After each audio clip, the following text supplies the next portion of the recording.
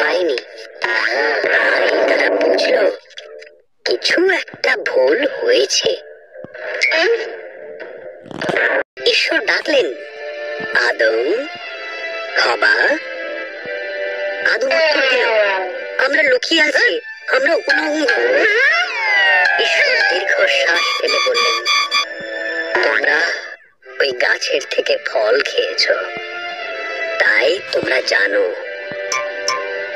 তখন আদম হবাকে দোষ দিল, আর হবা সাপকে দোষ দিল।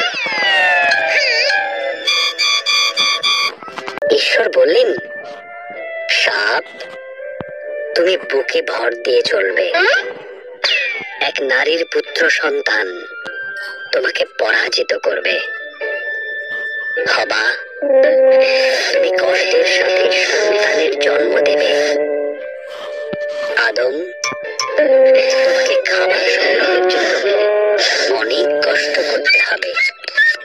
এরপর ঈশ্বর আদম এবং হবার জন্য পোশাক তৈরি করে তাদের পরালেন আর বাগান থেকে বের করে দিলেন।